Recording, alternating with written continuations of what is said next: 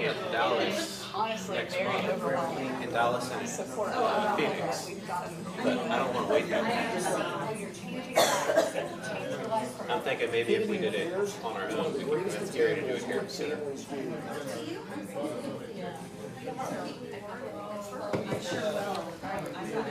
You ready?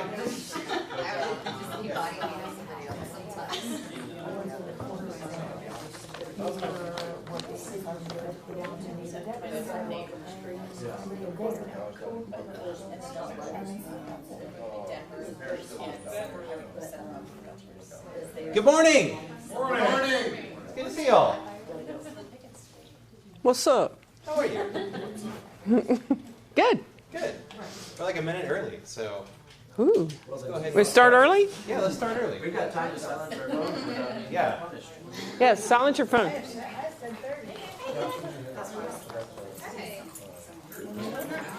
Is there a place I'm not supposed to stand? If you stay between that chair and this chair, you'll be safe. Don't step on my feet. Like anywhere? Like going forward? Okay. Anyway, yeah. Okay, I got 3 things. Thing one. Thing 1. Yes. I got 3 things, then they won't take very long. Then y'all can have your things. Hey, Greg, how are you? Good. Okay. One of our agents got this text this weekend. She had, because of an agreement that she and the seller had, put her phone number in the MLS as the phone number for the seller. That's not necessarily a good idea, but that was what they had agreed to do. So then she got this text. Dear, and it names the seller's names, so I'm not going to say it. Do you really want to pay 6%, $30,900 in realtor fees for the sale of your home? And she specifies the address of the property. What if you could only pay 3.3% or less than $16,995, and still get the same professional realtor services, MLS, photos, yard signs, social media ads you're getting? Reply yes to learn more, or stop to never receive alerts from us again. Your home equity is your money, and we believe it should stay that way. Does anybody see a problem with that? Yeah. Okay. Soliciting. Crossing the sign. Yeah. It's a violation of the law. It's a violation of the Code of Ethics. We have a signed, valid listing agreement. The message to you is if someone has a signed, valid listing agreement, which you assume that they do when the property is in MLS, you can't do this kind of stuff. We had a little trouble trying to figure out who it was, but ultimately we have figured that out, and we are going to send this and that information to the Texas Real Estate Commission on a complaint form for an agent whose license expired in October. Is that a problem? And they sent this, our agent was not the only one that received this. There were probably 15 to 20 other agents who received this text message in the Austin area. All for listings that went active on Friday. So your question is, the Texas Real Estate Commission has authority over people who aren't licensed who are attempting to practice real estate. So it's not a problem that their license is expired for enforcement to take action. And Yeah, I had that. this is one of those, other than just flat out stealing people's money, that really just irritates the fire out of me. So go ahead. What were you I going to had say? a property that we put an offer in on, and having inconsistent communications, and it turns out that the This is a text a seller got this listing weekend. We're agent talking. had it listed in the MLS, CTX. We haven't and listed. The broker had sent their license back a year ago. Luckily, the broker ended up getting their 3%, and I don't know what they did about it. They got a free listing and they didn't even know they had it. Yeah.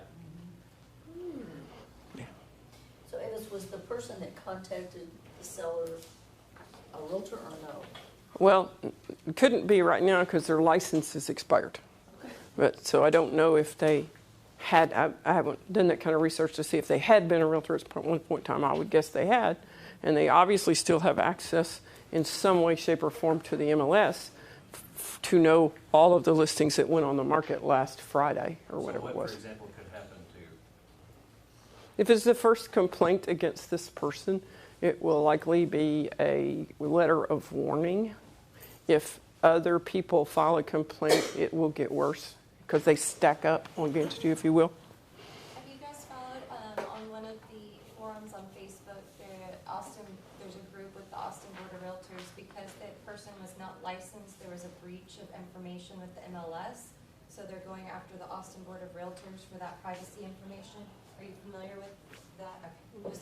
That's out there. I've seen that in the last 24 hours. And As- there's somebody pushing really hard for multiple things. When I was appointed to the Real Estate Commission, I chose not to join any type of forum of any sort.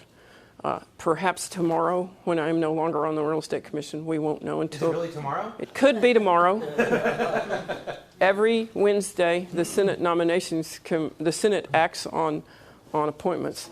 So it will be some Wednesday. It might be tomorrow that I won't be on the commission. Then I can go and, because I feel like it's a conflict for me to make comments on anything like that in that, For me to while in there. do that Yes, I would. That would be great. That'd be great. And what actually happened, I believe, is that the Austin Board of Realtors or the Austin MLS didn't follow up to make sure that licenses were active when they allowed people to pay their dues. Awesome. I've seen that happen before. They used to have a program that like did all that stuff. Yeah.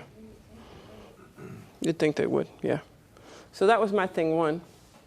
Thing two is Mary Vitek just texted me. Everybody knows that's our compliance person, right?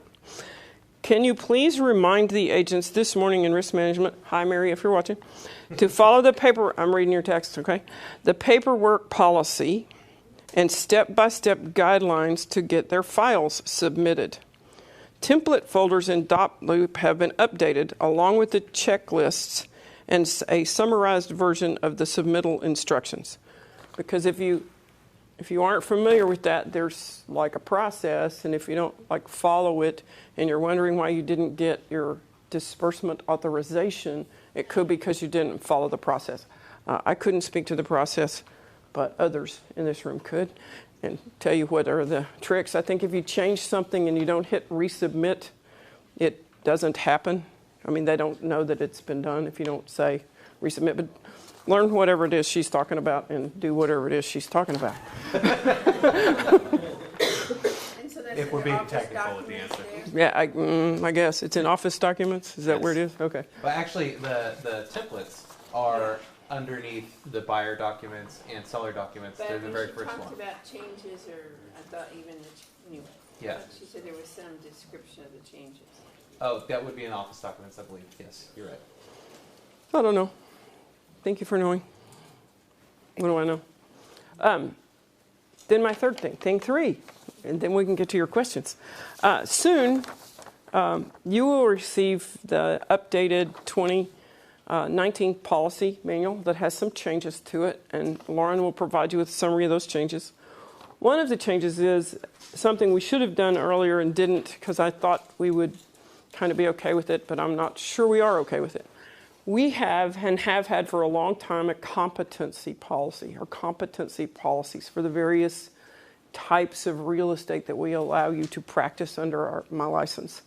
You know, there's a policy for what you have to do to be competent in residential listings and sales, and a competency for leasing and commercial and farm and ranch, and geographic competency and short sales and foreclosures and international buyers and sellers. There's all kinds of whatever they are, and that's there.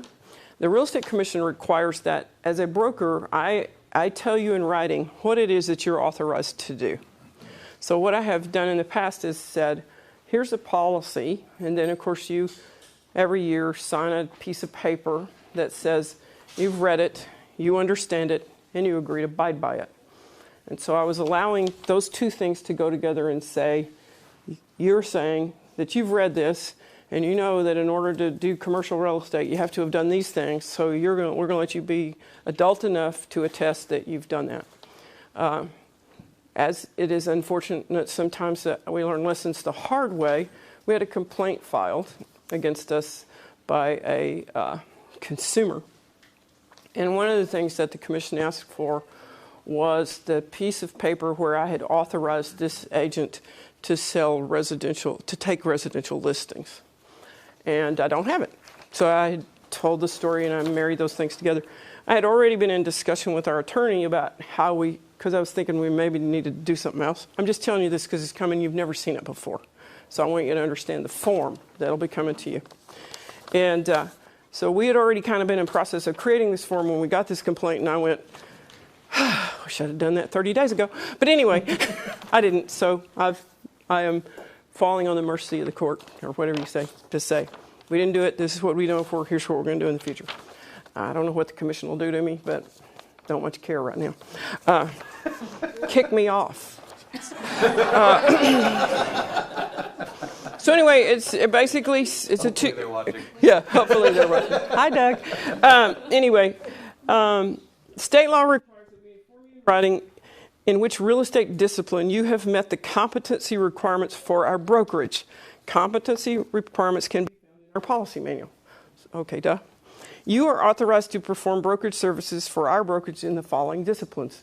And these are the disciplines: residential sales and listing, residential leasing and lease listings, farm and ranch sales and listings, commercial leasing and lease listings, commercial sales and listings, short sales and foreclosures, foreign sellers and buyers, and 1031 exchange. And so then what I'm going to be doing with the help of some of the staff people is looking at what you have done from an education standpoint on the Real Estate Commission's website. And then we're going to look at what transactions you have closed in the last 24 months to see if you meet those competency requirements. And then you will receive this with the checks off on what we believe you're competent for. If you were to question that, you'd need, particularly this first year, to come and let's visit about it. And then the next part is something that falls upon you. Please circle which counties you will attest to your competency to represent a buyer, seller, landlord, or tenant. Some examples of your knowledge to be competent would be knowledge of all zoning laws and changes to zoning, any entity making changes to a neighborhood that might constitute a taking, deed restrictions, HOA documents, historic district ordinances, escarpments, rivers, lakes or oceans, EPA regulations, flood zones, water districts. This is not an exhaustive list, which means this ain't all. There might be other things that we would consider you needed to know. And then I've given you choices: Williamson, Bell, Travis, Coryell, McClellan, Milam, Hayes, Bayer, Comal, Bastrop, and other. And you will then circle or check box what you're going to attest that you swear that you know all this stuff in, and sign it. And then I'm going to sign it. And if I see that you've put a whole lot of things on there that I don't think are true, I'm going to say, let's talk about this. So that's coming. I just wanted you to know about it. Hey, I wanted you to know why it was true. There's a county in Oklahoma on here. There could be, but these are in Texas. So all of them, I should probably say, in Texas. We need to be licensed in the state of Oklahoma to do that. In which case, you're not the broker for them there. That's right. So anyway, that's coming soon to a computer near you, I hope. Question. Yes. So let's say there is something on there that you see, okay, Erica's done X, Y, and Z, but she hasn't done A, B, and C. I would prefer that she not work in that area or in that, particular Discipline. type of discipline, right? So then let's say I did decide I wanted to go work in A, B, and C. Would I come to you and say, what education do I need to take? What do I need to do in order to get, so I can get approved? Yeah. Okay. Well, what we're going to look for, quite frankly, because most of this is, there's a leasing class that we expect you to take for every renewal that allows you to do lease listings and leases, which is being taught often in our market center. So we're going to look for that class before we check leasing. Right. We're going to just look in general for your education for just residential, because that's pretty much all education counts towards that. Right. All of your pre-licensing classes, all of your CE, all of that kind of stuff. So if you're just hanging out, although with our commercial people, we would certainly be checking their transactions before we authorize them to act in residential. So it's not just all about you, you understand. Yeah. I have a question that I think I can figure out the answer to, but just to be sure. Yeah. I did take a leasing class last year. I'm still in my first 2 years, so I'm just working on my SAEs really. Right. But I have taken lots of classes here in the Market Center, and sometimes I say, yeah, I want CEs, and sometimes I'm like, I don't want to pay for it, but I want to learn. So if there are things that I've Just- been you in, just but I haven't It's not going to show up on your record. It's not gonna show You're up. just going to, that's going to be one of those you just need to talk to us and Okay. tell us what you did. Okay. Because, yeah. Because that came in a little late. What are you talking about, looking at our history of selling? What did you mean by that? I will look at your transactions to see if you have closed residential transactions in the last 24 months before we would think you were competent to act in residential Because transactions. I was a real estate agent in Santa Fe for 18 years. I wasn't with Keller, briefly, but I was with Sotheby's out there. Well, you know, in your case, we're probably just going to, have to visit. You just tell me what all you did and we'll figure it out. Or Scott can visit. It's not. And you had to get a license here, so you've got the Well, I education. had one and I let it go, unfortunately. My first license was from 1968. Way to go, girl. I was just 15. Was that when you had to send a postcard in? It was easy. It was in Houston, too. 68.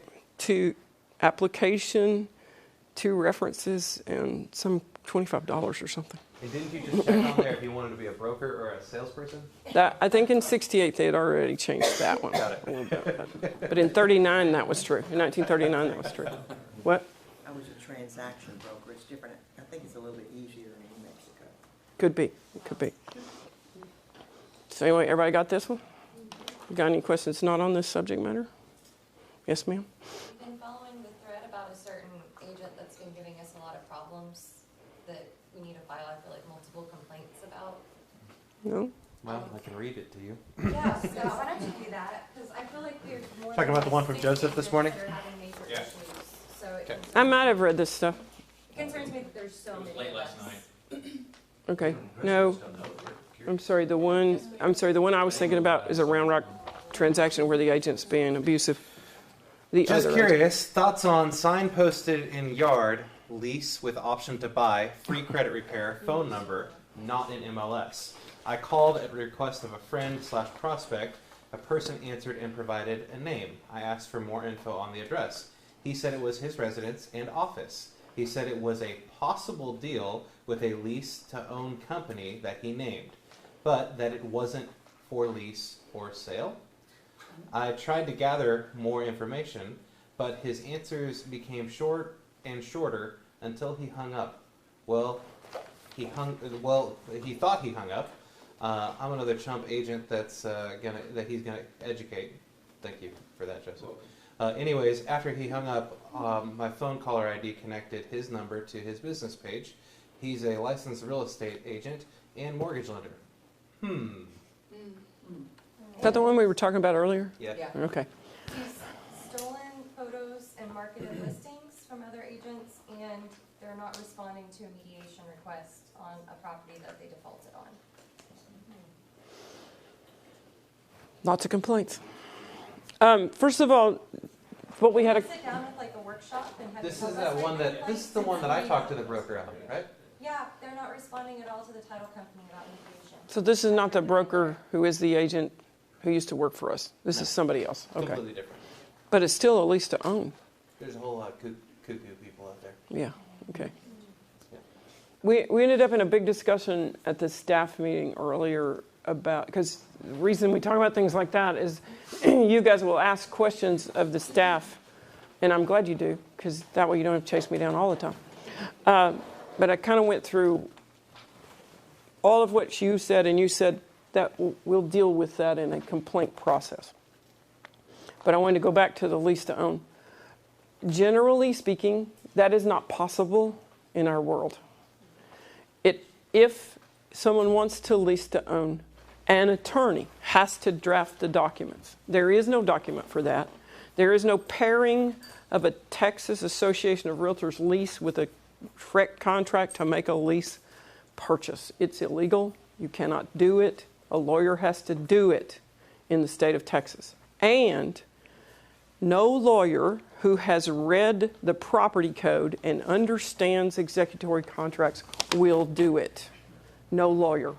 The only lawyer we had that ever did it since the legislature made this change some time ago was an attorney in Bastrop, who I suspect has since died, and I believe had not read the property code in about 30 years.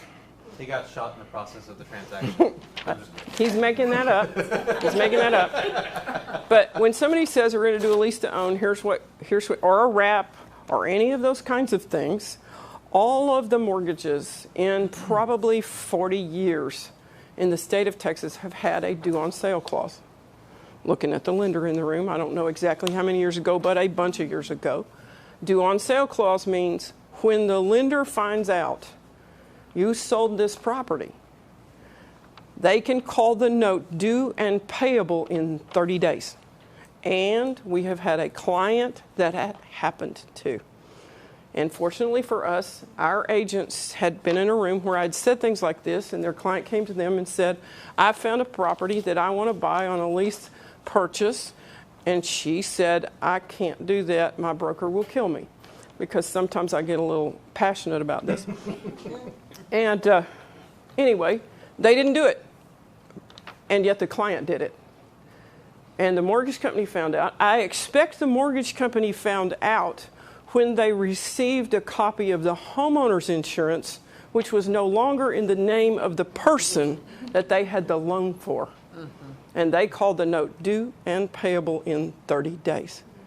And the consumer, who had called my agent, who had said, I'm not doing that, they called my agent and said, OMG, I just got a due on sale note from my mortgage lender. What do I do? Right. And we connected her Let's with... have a fundraiser. Well, we connected her with a mortgage lender and a lawyer who got a little time negotiated out of the lender for them to get, for the person who was in the property to get a loan. So it all worked out, and that consumer was not necessarily damaged. However, that's why we don't do that, ever. So if you get I an will email- kill you. No, if you not get an really. email from Wally Tingley, Yeah, delete it. run. Just delete it. Just delete it. Wally Tingley and I have been around this thing over the years, and I have said to him, and now he laughs. He says, you're the only broker in town who doesn't let your agents come to my programs. And I said, Wally, I've read your disclosures. All your disclosures do is cover your honey. They don't cover mine. And he said, you're right, but you're the only broker that's ever read them. And I said, we're not bringing people to you, Wally, because you're only covering yourself, because all the disclosures say there's a due on sale clause, this may become new, and you won't come back after me. Doesn't cover you, doesn't cover me. Not doing it. Don't do it. You've heard this 100 times, you too. Yes, ma'am. So I bring that up because that was a whole cluster of issues to discuss. One thing I wanted to pull away from that is, I don't know if this is something you can or can't do now or in the future, but with all of the crazy things that we're just hearing today, I'd love an opportunity. I have never written a complaint and doing this for 10 years. I'd love a class to educate us Sure. what that process is so Sure. we can be successful to help our On clients. how to write a complaint? Well, An efficient complaint that's yeah, gonna have here's everything that they need. the problem, and I've read, as you can imagine, hundreds Right. of complaints and what the commission did about it. And the whole deal is, if you're not good at turning in your paperwork to Mary FiTech, you're not going to be good at filing a complaint. Because this is about the devil is in the details. Yep. Everything you say they did wrong, you better back that up with a writing. Is that a text? Is that an email? Is that a document? What is that? That's why this text to our agent, hopefully the one that you've got, shows the phone number where it came from, and we can trace that phone number to this license holder whose license isn't expired, and we're just going to hand it to them. Send them a listing agreement showing we have the property listed. Send them. So here's our laydown. They have violated the law because they crossed our listing agreement. Whatever, we'll find that specifically. Here's the text. Here's the person tied to the phone number. Here's our listing agreement. That one's done. That's easy. And to connect it back to the complaint, so I'm actually filing a complaint right now against Open Door because there's a lot of advertising that they're doing out there that is completely violating the Texas Real Estate Commission rules on advertising. So one of the questions that you get when you file a complaint on the form is, have you notified this person of the violation that they're committing? So when you do that, make sure that you, like, if you're going through a transaction with somebody, let them know, hey, you know, this is something that you're not supposed to be doing, and put that in writing so that when you send that complaint in, you can show them, this is when I informed them that they weren't doing something correctly. And they chose to continue to do this action over and over and over beyond when I told them, hey, you know, there's something that's not right here. Well, in the way you do that, and if you haven't heard this before, I'm going to say this again, the emails for evidence. And so you have that conversation, blah, blah, blah, blah, blah, blah, blah, blah, blah, and it's like this. And then you follow that up with an email that says, as we discussed on the phone, you should consult an attorney or your broker or an attorney or someone else to help you understand why you are violating the law by crossing the line to solicit a listing from our listed seller. Do you understand that? Because you're hoping that you're giving them a question so that they perhaps will respond. So sending the email's pretty good. Sending the email where they have to respond, and they respond, and even if they respond, you're ugly and you wear funny shoes, or whatever they say, they have responded, which means they read it. And that's your evidence for that. And that if you call me with an agent that you aren't really feeling good about, you'll often get this from me, and that is, you need to go to everything in writing. You need to go to that place. Yeah. And even if you have a phone conversation, you follow it up with a text or an email that demands a response so that you've got your paper trail when the time comes. Can't tell you how many times we have gotten out of trouble by having a paper trail. Well, that's good on a regular basis. Yeah. If you're not having trouble, put it in writing so you know what happened. I mean, that's just a good practice to do. Cool beans. Got anything else? I have something simple. Oh, good. And then you've got something, just a minute.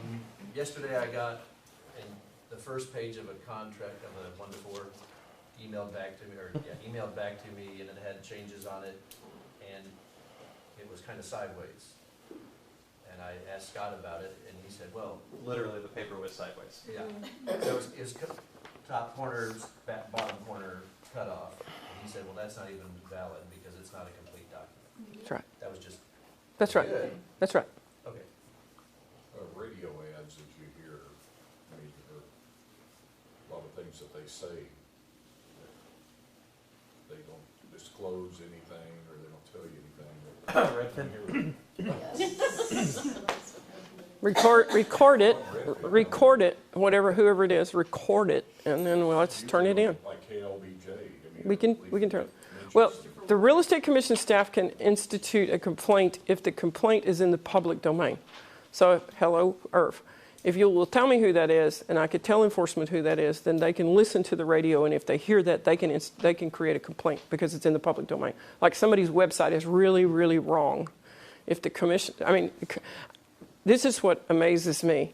The Real Estate Commission office is in Austin, Texas, right? And there are people who do things wrong that buy billboards in Austin, Texas with stuff that's wrong. I mean, hello, stupid.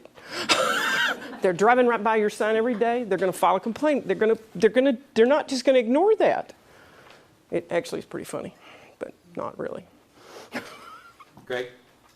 Yeah, I was wondering, this hadn't happened to me for a while, but a couple of days ago, a client sent me an email saying, hey, this lease looks really good. It's $1,000 in West Orange County. Okay. Red flags went off. Like that in the MLS, and it was actually $1,800. And the person that said they were the listing agent isn't the listing agent. And so just for fun, I sent him a note and said, is this still available? And he goes, yeah, just call the owner, you know. So the owner he gave me is not the owner.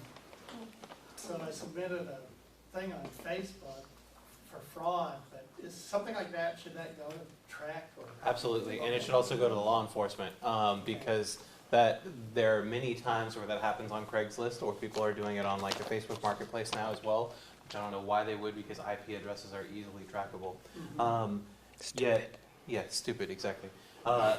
Yet what they're doing is they're saying, hey, you know, in order to lease this property, you can't actually see it before you lease it. You just need to go ahead and send us your money and things like that. Yeah.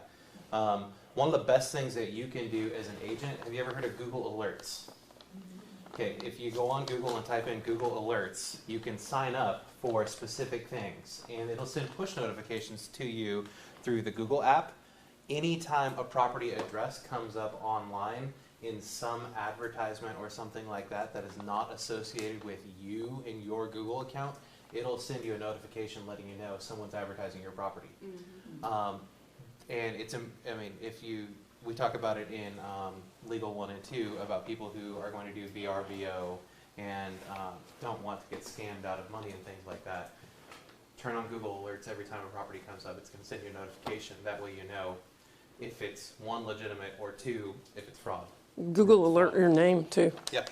Can you advertise another person's property that's listed for sale? With their permission. As long as their name and everything is on it? With their permission. With their permission and the seller's permission. Okay, because I had people do that to me all the time, but they didn't ask my permission. It's wrong. Well, not, it was in New Mexico. I don't know if it's illegal. It would be here. So for that reason, should we not check syndication on the MLS? Syndication is different because you and your broker have already given permission to the MLS for syndication purposes, which means that you can send out you can send out a list of a bunch of homes. You can't just feature one particular home without the permission of the agent. So if you were to do something on your website that says, hey, homes in Georgetown under $250,000, and you include an entire list of those homes, that's going to be okay. Now, if you were to just say, hey, there's this one home that's listed for $199,000 in Georgetown, if you want to see it, call me, and it's not your listing, that is a violation because you didn't get direct permission, unless you got direct permission from the listing agent. And the seller. And the seller. Written. Yeah, email would be sufficient for that. Yeah, but that's still written. Yeah. Yeah. Time's up. There we go. Thank y'all. Give it up for Avis. Just give me my phone. Thanks for being here. Thanks for letting me be here. All right, let's go ahead and hop right on into our meeting. We've got an inspirational moment this morning from Dr. John Maxwell. It's good to see y'all. Let's see what Dr. Maxwell has to say this morning. Oh, he has something to say about Kim.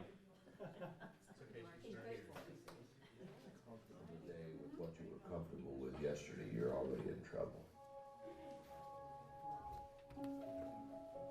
Nobody ever went uphill by accident.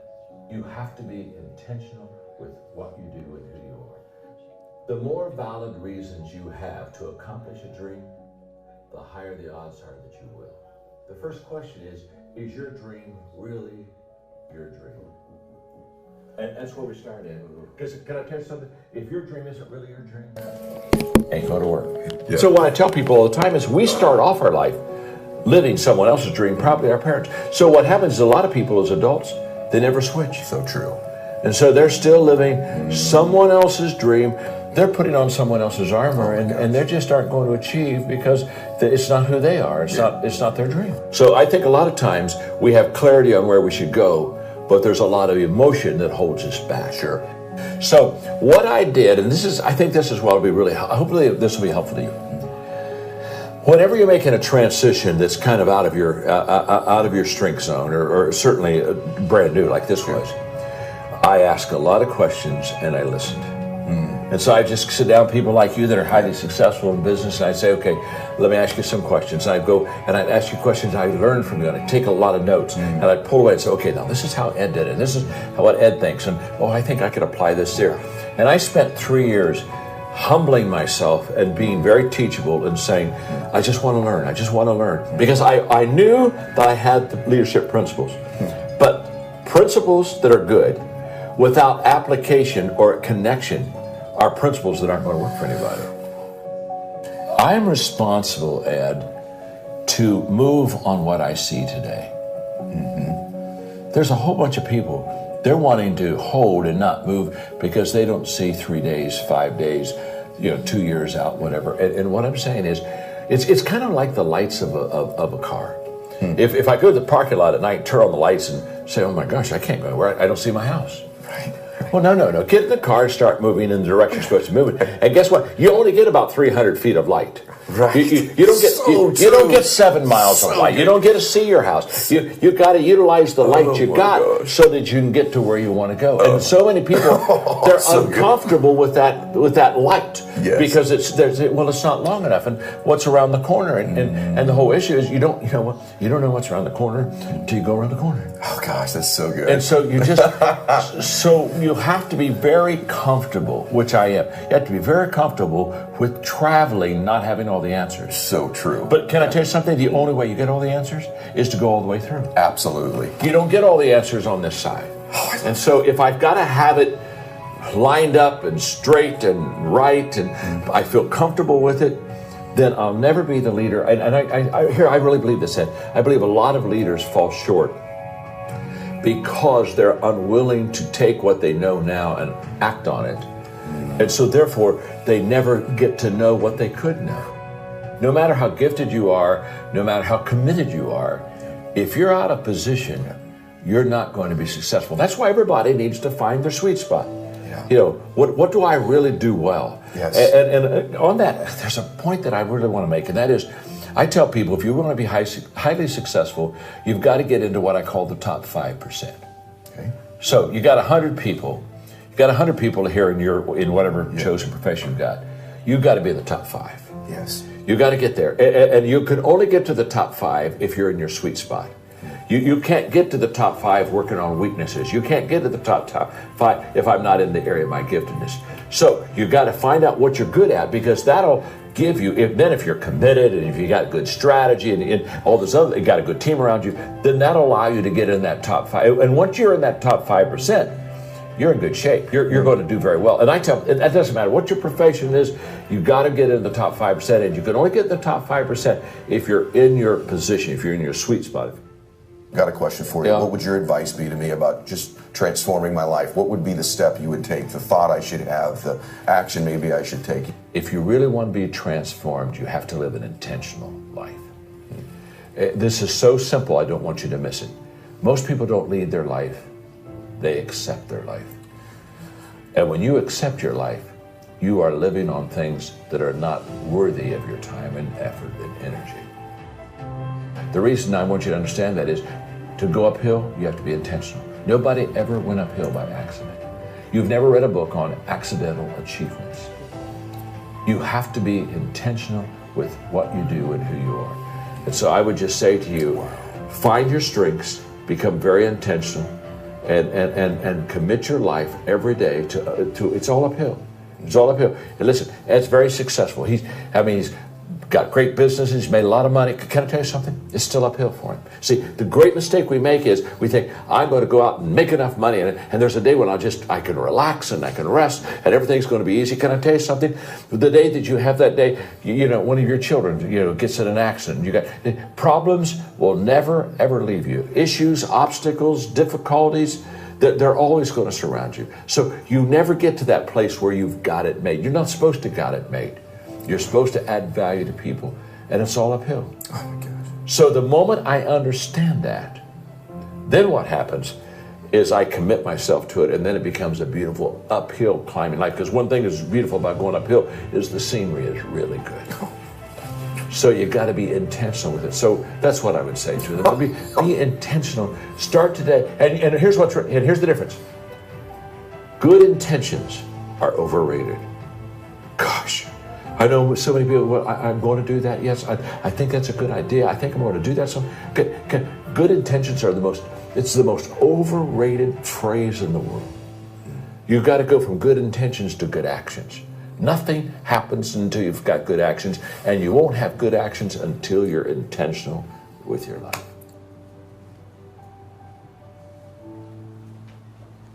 So what do you think? Pretty good one? I really like the analogy that he gave about being in a parking lot. Those lights aren't going to show you 7 miles ahead. They're going to show you 300 feet ahead. And then what you do as you turn each corner is you reveal what's next. And it reminds me of a story that I read in a book about these kids, and every single day on their way home, they would walk by this wall that was really, really big, and they were curious about what was on the other side, and they were scared to find out. So it reminds me of the movie The Sandlot when I think about that. And finally, after walking past on their way home from school for about 3 weeks, one of the kids says, you know what, I've had it. I've got to find out what's over on the other side of the wall. He takes his hat, he throws his hat over the wall. The other kid's looking at him like, why the heck did you do that? He's like, well, now I got to go and get it. I have an excuse to go over on that side of the wall. He climbs up over the wall, grabs his hat, and says, guess what? It's just a dirt field. Nothing really revolutionary over there, but now we know what's over there. And finally, the other kids go climb the wall to look to see what's over there, and it wasn't a big scary dog like it is in the Sandlot. It was just an open field. And if he hadn't had that curiosity and the drive to find out by making himself do something uncomfortable to find out, he wouldn't have ever gone further. And so we've got to get outside of our comfort zones from time to time so that we can see what's on the other side of the wall, or what's around the corner, or what it looks like to have 2 or 3 more transactions a month. We've got to get outside of our comfort zone in order to make that happen. So I wanted to share that with you this morning. And for those of you who don't know, Dr. John Maxwell is going to be at Celebration Church, not this coming weekend, but the following weekend. He's going to be doing the services there on Saturday evening and on Sunday morning, the 4th and the 5th of May. So if you have ever wanted the opportunity to go and hear him, he's an amazing speaker. And he'll add a ton of value to you. What was that? If you just go for church, it costs nothing. They are having a leadership luncheon during the day. It's $299 a person for that on Saturday. It starts at 11:30. And you can buy tables. And you can buy full tables. Are you talking about the church in Sun City? No, I'm not talking about the church in Sun City. I'm talking about Celebration Church. It's over on Westinghouse off 35. Yeah. So, with that being said, I want to give a little bit of gratitude to somebody who's not even here right now. Good grief. Kim Sanders, where is she? Kim? Hey, I took it off her Facebook. There were other ones I could have chosen, but I chose not to. This is the one I went with. What's that? Yeah. she was photobombed by Century 21. Yeah. So anyways, I want to give gratitude to Kim Sanders. She's she's a great person, and y'all can tell her what I said about her later. She's always looking to do things that help with our culture here in the Market Center, and steps up in big ways to help out around the Market Center. So I want to give it up for Kim Sanders.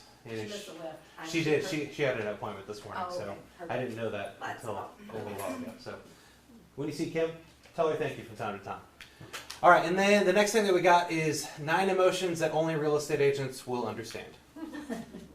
All by Leonardo DiCaprio.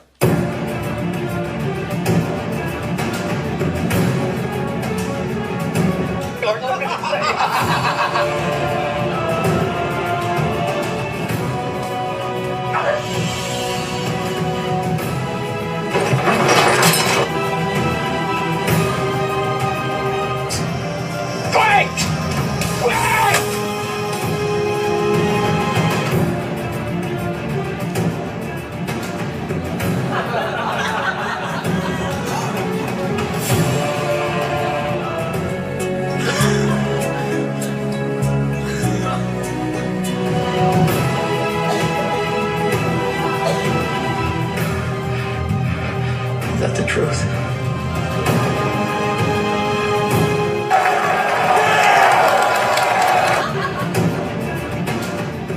more. No more. Let's go home.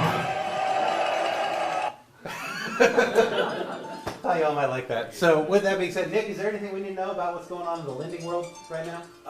Rates have been pretty stable. Rates are looking good. There is one thing. FHA created some guidance about down payment assistance funds that has all the entities that offer it spooked. Seth has put a complete hold on all down payment assistance programs for any FHA case number assigned after last Friday the 18th. So if you have a buyer that's pre-approved with down payment assistance right now, just be careful to know which program. Right now, TDHEA and TSHAC are still operating business as usual, but they may follow suit with Seth until they get guidance on what FHA is actually talking about with the source of the funds for the down payment. So just something to keep in the back of your head. If you have an active buyer looking right now with down payment assistance, make sure that the lender knows which program they're using and if that's going to stay in touch. Another thing, I know you guys always have scripts that you use to encourage clients to usually work with local lenders, and one thing I'd like to add to that for y'all is appraisals. I don't know if you guys have seen a lot of appraisals with outside, but we've run into a few recently where we did a refinance for a client where a Quicken had the appraisal come in at $385, and we looked at comps and we reordered it ourselves. It came back at $440. We had a Redfin mortgage is a thing I just found out about 2 weeks ago. It is a thing, yes. Very similar to y'all's model. But I know it's awesome, right? There was a $350,000 house in South Austin, and their appraisal came in at $305, $45,000 low. And my client, it was the house they were selling, and we're closing May 1st. I just found about this last Monday. We ordered, both agents said it was a ridiculous appraisal that they refused to see any rebuttals, any comps or anything, reevaluation of value. We ordered appraisal in a rush last Monday, got it back on Friday at $350 with no problem at all. It made value, and we're closing in less than 2 weeks. So I think that's a big deal. The appraiser from Redfin did not have an Austin area code, didn't answer calls or emails about comps, and didn't respond to a rebuttal that had inaccuracies in the report. We use W-2 appraisal employees who actually care about customer service. They reach out to agents proactively to get comps before there's a value issue. And I think that goes a long way, and it's something you guys can use to make sure that whether you're on the listing or buying side, that you're using someone local who has local appraisers. So. Yeah, what's interesting about that is both of those companies are headquartered in Colorado, so they must have been really high. I don't know where they are, but that was a good joke. So. All right, Kristen. Last week we had the opportunity to go to Master. Oh wait, hold on. Before we get that, did any of you guys see this on Facebook? We did have one property in your price range, but I'm afraid we sold it in 1969. It's still active on Zillow. Exactly. I love it. Way to go. Zing. Okay, so I know it's the season where we're going to get all kinds of people who ask us, hey, you know, I'm interested in a house in Georgetown for $103,000, and we just got to do what Leonardo DiCaprio did there, just start laughing like crazy. Old Town Georgetown, $120,000. Wow, if they were here in 1990, maybe. Or a house.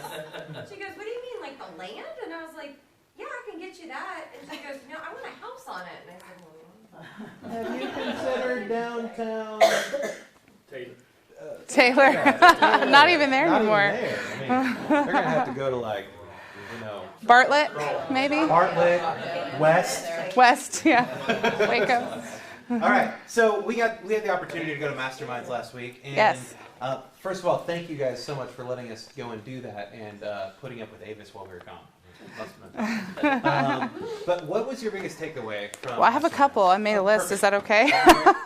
So it was a really great experience in that as you start to grow in your business and you want to mastermind with other agents that possibly have businesses that either look like yours or maybe they look a little different and you're interested in to see how to grow your business, it's a great opportunity to do that. So you sit at round tables and you get to mastermind with folks. We mastermind with other TLs and ATLs across the country, and it's pretty phenomenal to see the different things that people are doing to make sure that their agents are well taken care of and that we're putting people first, both with our clients and our agents. So if you have an opportunity to go to masterminds, it's a great opportunity, and it's like 4 hours a day and how they set it up, so it's not too much in one day. It's definitely not family reunion. They have them every year in April and then right after Mega Camp as well. Yes. Okay, so I took quite a bit away. I'm going to hit on a couple of things. One of the ahas was you can't buy tradition. And so talking about Zillow, I love that little aha for me, is that oftentimes that's what people are searching for, is tradition. In fact, in my previous life, I was a cake decorator, and I owned a wedding cake shop in Leander, Texas. And it was before HEB Plus came in, and they redid Bell into they took the toll road around, and so we were doing pretty well. My sales weren't up like they should have been. And so I was telling Scott and Kendall the story so I had this orange cake, and it was my favorite cake. It was a sponge cake. I soaked it with Grand Marnier and put some red raspberry preserves. Anyways, I would take this, and nobody would really pick that cake, and it's the best. I'm classically trained, and I'm like, why aren't you liking this cake? And so one day I thought, I'm going to try a box cake. And so I took the box cake, the orange box cake, I think it's Duncan Hines or something, and I compared it to the sponge cake, fresh made from scratch, everything good. I took it, and I didn't tell them. I just sold almost 2 separate cakes. They were both really filled and soaked the same way. And hands down, everyone went with the box cake. Because why? It's what they're used to. That's right. Which is why it was a challenge for me to continue to stay open, which once HEB came in, because people are used to that style of cake. They can go get it. It's cost effective. The point being is that tradition, it's true that people long and yearn for that tradition. And so if that's what you're doing, staying in communication, relationship with your client, you're bringing the tradition of what they're used to and their understanding, yet you have to grow with the technology, because that will be the new tradition as the younger kids raise up and start to buy homes. So that's the first thing I took out.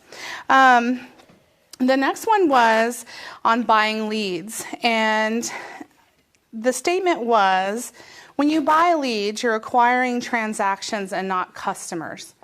And I think that hit home for me, because it's so true when you're filling your database with all of these leads, and you're working them, and you're working them, and you're working them, and you get one deal out of it, and oftentimes what happens? That's it. You move on, right? And so there's no follow-up. And also that customer or that transaction rather, that has found you, typically how have they been trained to find you?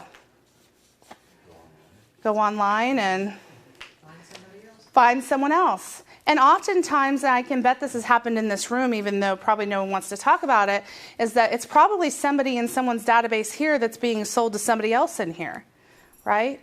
So remember, when you're buying leads, that's great and all, but you're acquiring transactions. And if you're not managing your database, other people in this room are acquiring your transaction. Any questions on that? I know that would hit home for me. The third thing was, it takes 19 months to really work from start to finish a true lead. 19 months. So those of you... It's not just one phone call, a lead came in, and no, you want to buy a house? 19 months on average is what they're finding through all the back-end data on lead sourcing. So again, the best way to find leads and work your transactions is through your database. Everyone say it with me, your database. Okay, 2 more. You're speaking English. I am, it is. Yes. Okay, and so another one, and you were in the room for this one, is that, does anyone know what the average millionaire makes a year? Yes, I do, and I'm not going to tell you because I know the answer. Okay. Anybody, just take a guess. How much of a millionaire? Just the average millionaire. In dollars, not for a living. $167,000 a year on average is what the average millionaire makes a year. So for those of you who are setting your goals, don't be shy, right? For me, I was like, that was lower than what I imagined. That's totally doable. All right. And then the last thing is 4 questions, and they gave this to us as team leaders, and yet I ask you to think about this once a week in your business, because your business is just that. It is a business. And if you don't continue to look at your numbers and, remind yourself of your goals and have some accountability, you won't be in business long. with things changing and people really getting into relationship, if that's not you, then you'll see yourself out of the business, and I don't want you to. So the 4 questions you ask yourself every week is, what are my goals? And some of you may laugh and say, oh, that's a really simple one, yet are you looking at that or asking that question of yourself every week? So what are my goals? Why are they important to me? Where is my business right now, as of today, and where is the gap? And by asking yourself those questions, you'll be able to focus on the things that matter, your big rocks, your top 20%. So, yay, that's what I brought back. Perfect. Thank you, Kristen. You're welcome. And for me, it was, how many of you guys are afraid of all the technology? It's okay. This is a safe place. Yeah, there's a lot of technology coming our way, right? And I want you to think about it like this. We are in a relationship business. Would you agree? Yeah, it's all about the relationships that we have. And when you think about the technology, I want you to think this. High tech equals high touch. The more technology that we have, the better we can stay in front of our people. How many of you guys use Amazon? Okay, yeah, I use it more than I'd like to admit to. And that's why I normally have boxes when I get home daily. I had some here when I got back from Florida because it was easy for me to do shopping and just have it sit here for stuff that I needed for the office to work on things that I had to do here.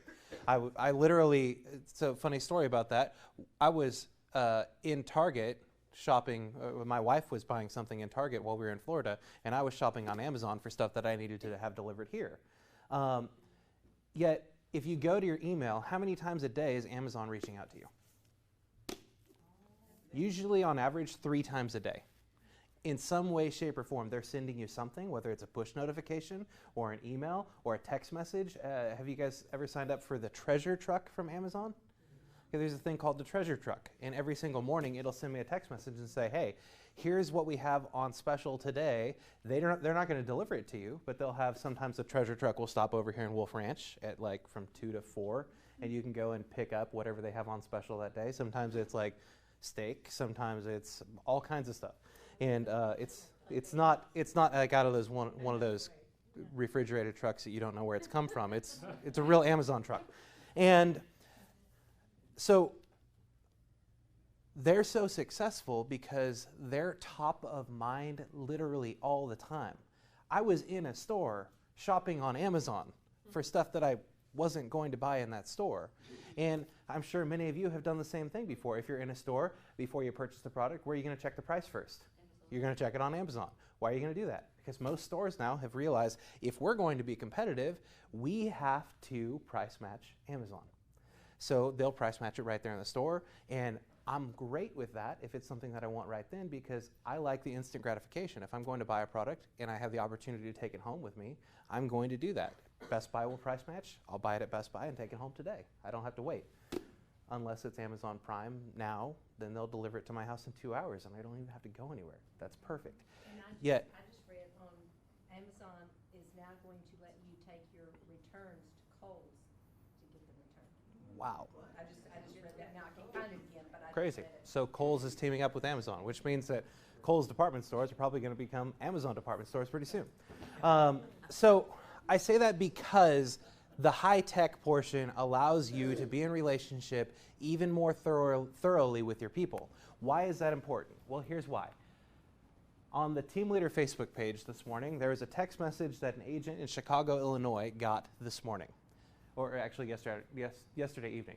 Good evening, Chris. I apologize for not contacting you earlier regarding the sale of our home, but we needed to sell our home quickly and wanted a guaranteed and expeditious sale. Whatever. We sold our home to Zillow. That's the Californian me coming out. We went with Zillow for the following reasons. 1, Zillow's offer was reasonable and fair. 2, the sale was quick. From offer to closing, the process took less than 3 weeks. 3, we could set the moving and closing dates. And 4, we did not have to do any staging and no multiple viewings. Thank you for your updates in the past. We wish you the best, Jamie. This is a client who this person had had multiple transactions with and didn't stay in direct relationship with them long enough to provide the high value that they could realize. So in this case, price outweighed loyalty. Convenience outweighed loyalty. They gave up a lot of money for convenience. So I'm sure some of you guys saw in Inman's headlines, it was either last night or this morning, Keller Williams has now entered iBuyer. Yes. Yes. Keller Williams has now entered the iBuyer platform. You've heard of Open Door, you've heard of Knock, you've heard of Zillow Instant Offers. Well, guess what? Keller Williams is now entering in it as of May 1st. Here's the caveat. Dallas and Phoenix are going to be the two places. And the article on Inman says this. I just want to give you the synopsis of it because I think it's important. Saved.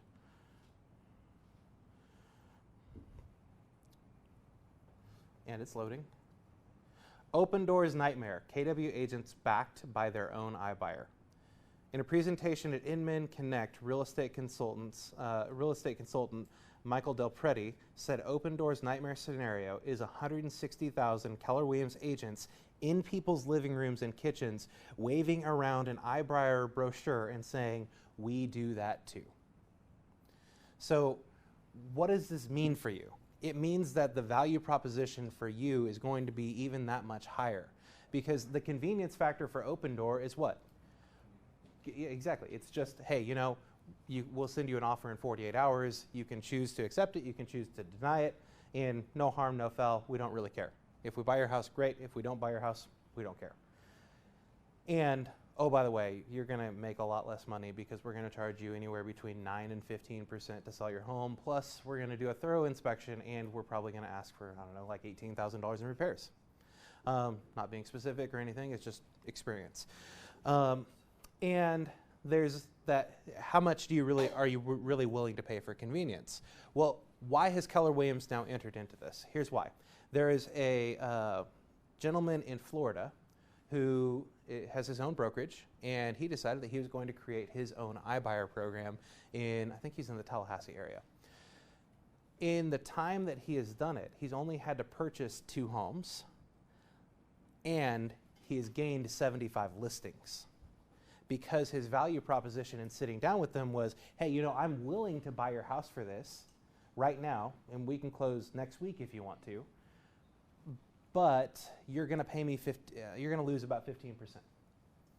And if you decided to list your house with me, we can price it aggressively to make sure that you still get the same result, and you're going to pay blank percent, whatever you agree upon for commission. A lot of times people choose 6. I don't know why. Yet you're going to pay me this, and then he would provide them a net sheet. Here is my instant offer for you with 15% less of the value of your home. Here is the net sheet with 6% less of the value of the home. And if we list it at this, here's what you're going to make. By the way, if we list it at this, I think we can have you under contract in the next 7 days and have the place closed in 45. With this one right here, yeah, we could probably close in 3 weeks. Which one would you rather choose? Well, when there's $20,000 on the line in an extra 15 days, which one do you think most people are going to choose?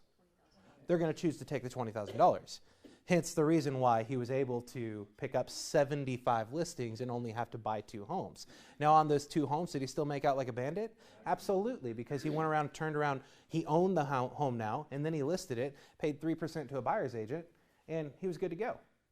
So that is going to be coming to us. It's probably going to take 6 to 9 months before it gets to Austin. I don't want to wait that long. So next week, Avis and I are meeting with an attorney, and we're going to create an iBuyer program specific for our office that you guys can go and offer as an instant value proposition, I'm hoping within the next month and a half. Because we need to move that fast. And my thought behind it, what's that? Should we kick Nick out? No, I don't care if Nick knows. Where do you think we're getting the money? Yeah. Exactly. My thought behind it is this. If we do that and we're that on top of it, we can go have a conversation with Gary and get it here in 3. If we show him how ambitious we are. Because I look at the ads every single day on Facebook. open door drives me nuts. I want them to disappear. The only way for us to make them disappear is to do something about it. And David Ross, I have this book for a reason. How many of you guys know who David Ross is? He was the catcher for the Chicago Cubs back at in the 2016 World Series when the Chicago Cubs won for the first time in 103 years or something like that. And he was a terrible teammate at one point in time. A terrible, terrible teammate. And somebody sat down with him who was he was actually on the Atlanta Braves at one point in time. And when he was on the Atlanta Braves, he was their starting catcher. Well, the Atlanta Braves got a new manager. And the manager and David Ross didn't really get along very well. So one game, David Ross wasn't the starting catcher. And he threw a huge fit. He was like a 5-year-old laying on the ground in the middle of Target, just slamming his hands on the ground and yelling. Probably not that dramatic, but you get the picture. And so he went into the manager's office after the game and said, "You know, we lost that game, and if you would have had me as the catcher, we wouldn't have lost the game." And that manager looked at him and said, "I don't know where you came up with this, but this game is not about you. You're not the only determining factor on whether we win or lose. And I don't know if you're going to be a good fit for the Atlanta Braves organization." Well, the next morning he woke up to find out that he had been traded. He was traded to the Boston Red Sox.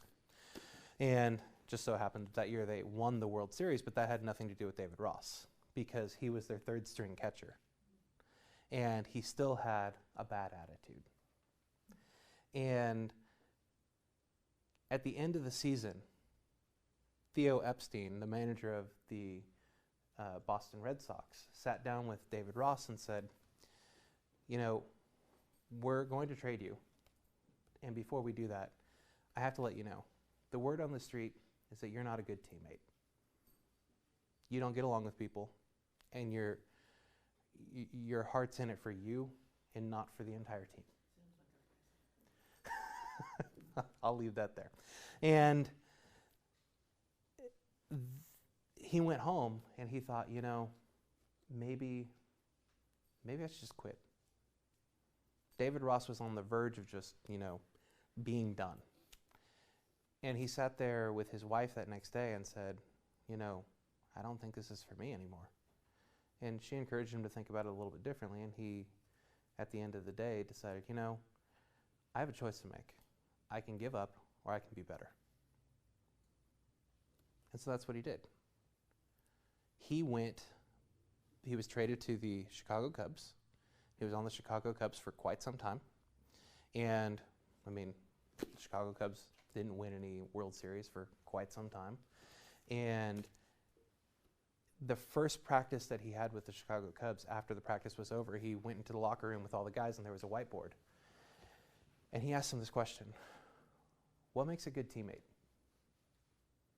And they started throwing out answers, and they ultimately came up with 16 things. And those 16 things that they came up with in this post-practice, you know, just conversation was humble, fully engaged, encouraging, respected, reliable, problem solvers, resourceful, willing to sacrifice, positive, communicators, relationship builders, honest, hard workers, always ready, competitors, and fun. And he made it his goal from that day forward that he was going to be the best teammate that anyone ever had. So from that point on, he was the one who was right up there on the edge of the dugout, actively engaged in a game that he wasn't even on the lineup for because of the past that he had. And he made sure that if there was a play that went really, really well, even though the team was losing, he was going to recognize that player who made that play, because everyone deserves a little bit of recognition. Even in the midst of a terrible loss, there's always a ray of sunshine.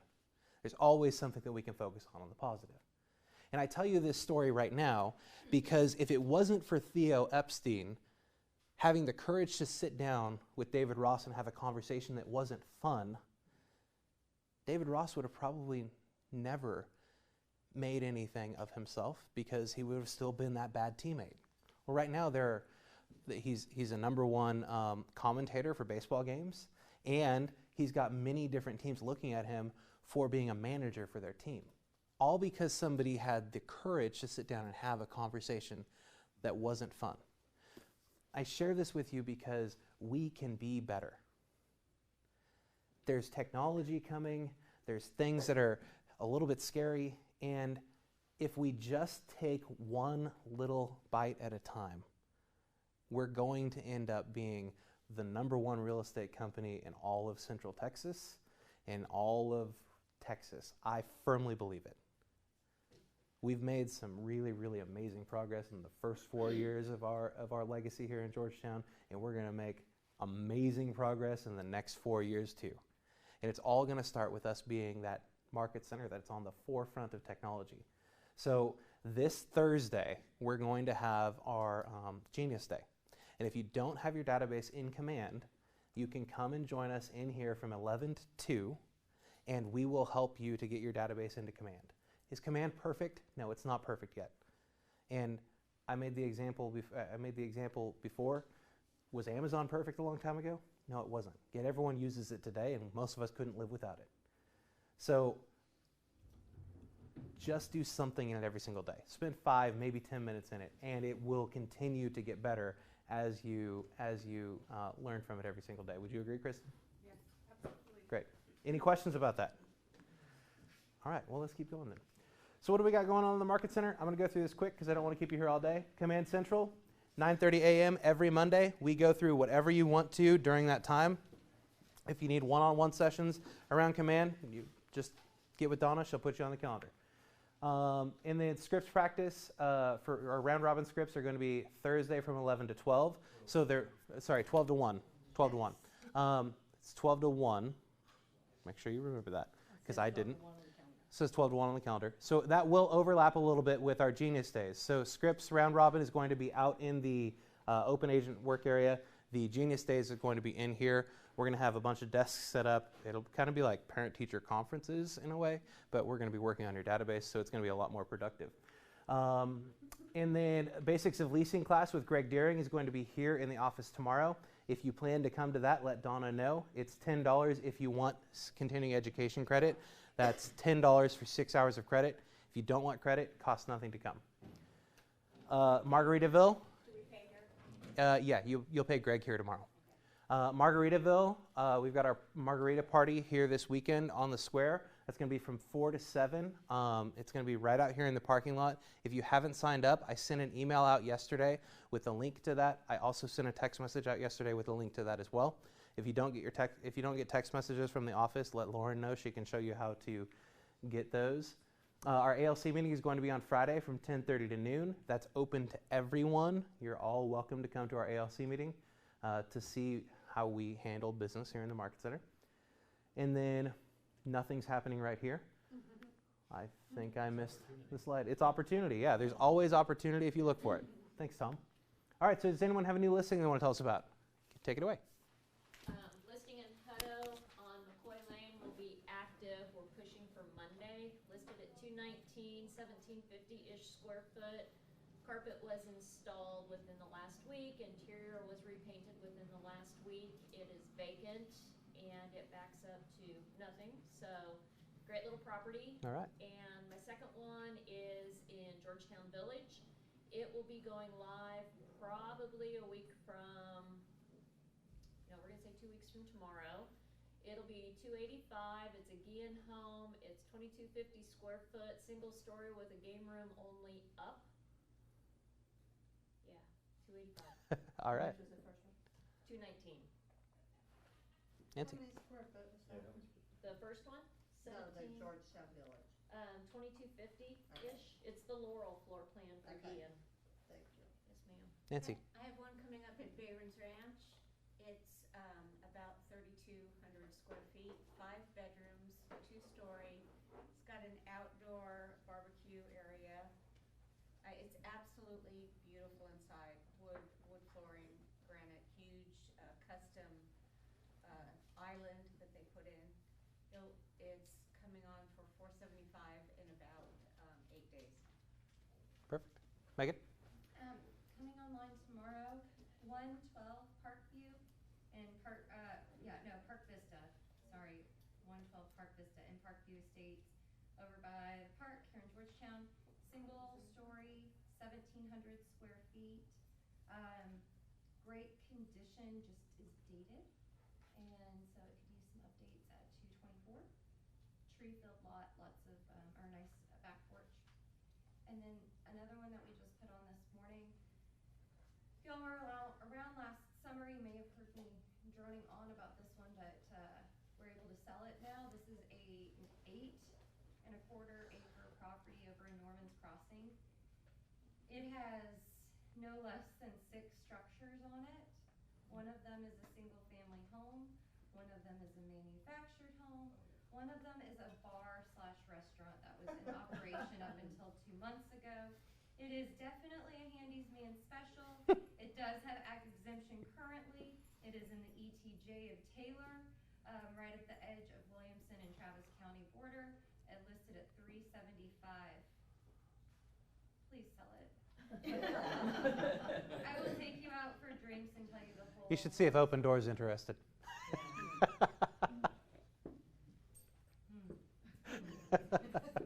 Yes. I don't know whether I should announce this yet or not, but I may have a property in Bee Caves Okay. and one near Balcony, off of 71. Okay. It's going to be $1 million home. And Great. if you all need any custom builders, or got clients that want to build in Austin or out towards Bee Caves, get in touch with me because my son's a builder there. Awesome. Great. All right. Any other new listings? Virginia. These are coming soon. That's fine. Okay. But I'm blank on prices, but anyway. Sun City, so if any of you are looking for Sun City, I have on Cambridge that will be coming on the market probably tomorrow.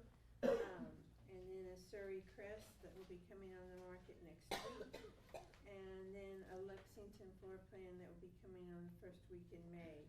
And I have a small one in Georgetown Village that will be coming on the first week of, around the 1st of May. So How much for that one? I need to double check. I went $5. Yeah, it was a good deal. Would beat Open Door, you know. Yeah. They came in at $4, so you got 5. There you go. All right. I So, got sir. a new one coming up in Ryan's Crossing in Round Rock East by the Dell Diamond. It's 4-bedroom, 2.5 bath, 2284 square feet, built in 2002. That one's gonna be at $250. Yes, Megan. I forgot something. I have a coming soon next week in Burnett, right near the schools. It's off of North Pierce Street. It's on a 1/4 acre with an alley behind, 3 bedrooms plus a game area. It's like 2,100 square feet for $224 with a lot of updates in Great. Burnett. And then I have a property that went under contract with multiple offers, and I want to let anyone know if you have this coming soon, I'd be happy to connect you with the agent so that you guys, because they're in a desperate need. They are a cash buyer and they need to close in like 3 weeks.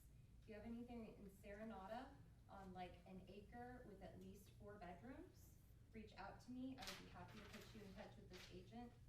They're from out of the country, moving back to Texas, and they're very, very, very eager. Okay. All right. I have one. It's a townhouse condo at the Brownstone Rotary Summit, and it's square foot 2,061, and it's a 3-story. Doesn't have the elevator, which to me is a plus because that takes up way more square footage. It's got 3 bedrooms and 3 bathrooms. It's wood floor throughout and specialised tiles. Got plantation shutters. It's a 2018 build. Wow. So and I'm still working pricing it, but it's probably going to be around $390 for that. Okay. So that's coming soon. Well, coming up next week. But how much was it? I'm still pricing it. Okay. The price range on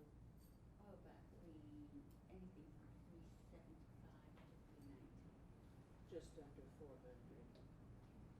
Yeah, great. Anyone else? All right, price improvements? Selling them too fast to improve them. I like it. All right, buyer needs. Tom? Heartstrings.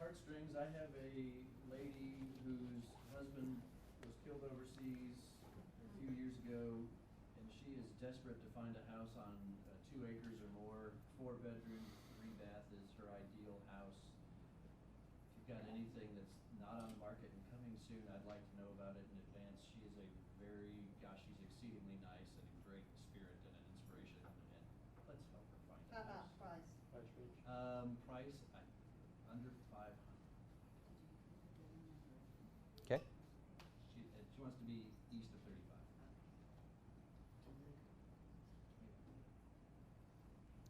Have you looked out in, what's that neighborhood right there just on this side of Wahlberg? Twin Creeks. Twin Creek Farms. Have you looked out there? She's had everything sent to her. Got it. Okay. All right. Any other buyer needs?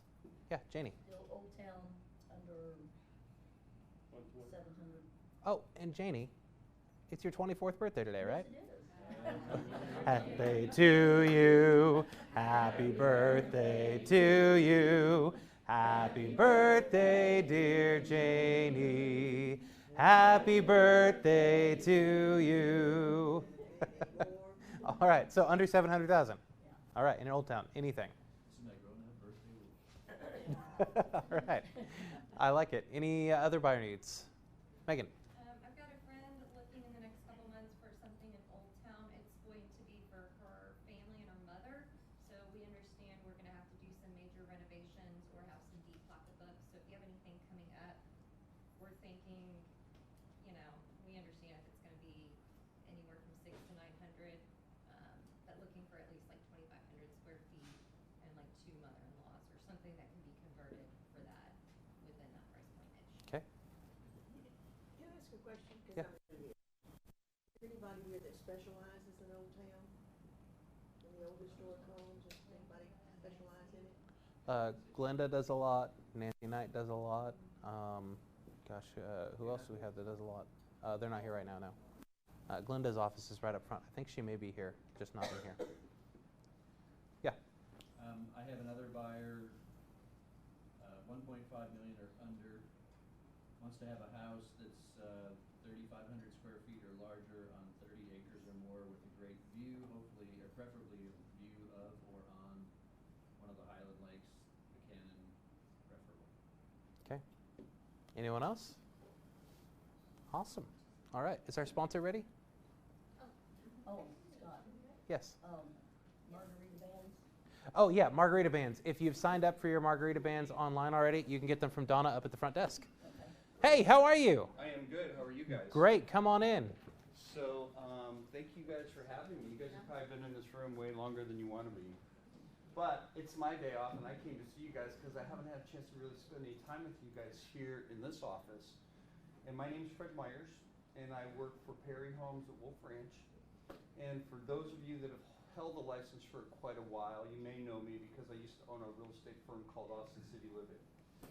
And I sold it and tried to retire, and it didn't work very well. And I moved to New Braunfels because it was a great little town, and I should have moved here instead.